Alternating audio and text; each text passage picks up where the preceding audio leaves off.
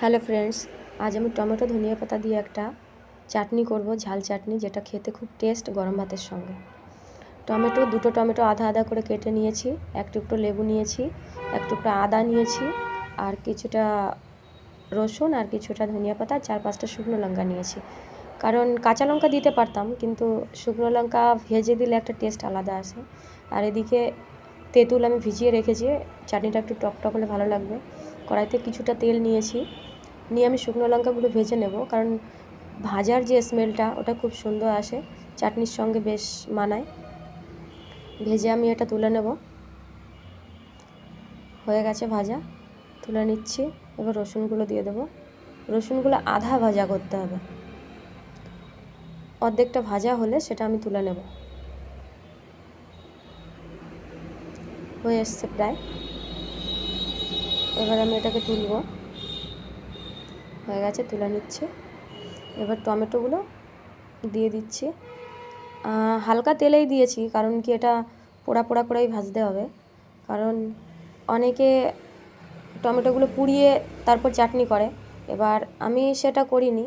অল্প তেলে যদি পুড়িয়ে পুড়িয়ে ভাজা হয়, মানে পোড়া পোড়া মতো করে ভাজা হয়, সেটারও টেস্ট একই আসে। এবার এটা আমি ওই জন্যে পুড়িয়ে পুড়িয়ে ভেজে নিচ্ছি। অনেকটাই পুড়িয়ে পুড়িয়ে ভাজতে হবে। ভাজা হয়ে এসছে প্রায়, টমেটোগুলো গলেও গেছে অনেকটা।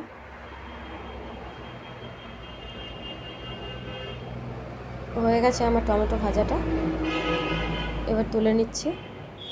আমি এগুলো রেডি করে নিয়েছি। এবার তেঁতুলটা ভিজিয়ে গেছে, এবার জলটা ফেলে এটা আমি চটকে বীজগুলো আলাদা করে ফেলে দেব। হয়ে গেছে। এবার আমি শিলে শুকনো লঙ্কা, আদা আর রসুনগুলো আর ধনিয়া পাতা একসঙ্গে আমি বেটে নেব। এগুলো সব একসাথে, ধনিয়া পাতাগুলো নিয়ে নেব সাথে। বাটা হয়ে গেছে, এগুলো আমি তুলে নিচ্ছি। সব কিছু রেডি করে নিয়েছি। আর পরিমাণ মতো নুনও সাথে নিতে হবে।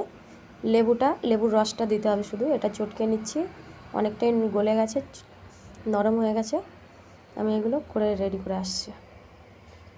হয়ে গেছে। আর এটা খেতে দারুণ টেস্ট হয়েছিল গরম ভাতের সঙ্গে।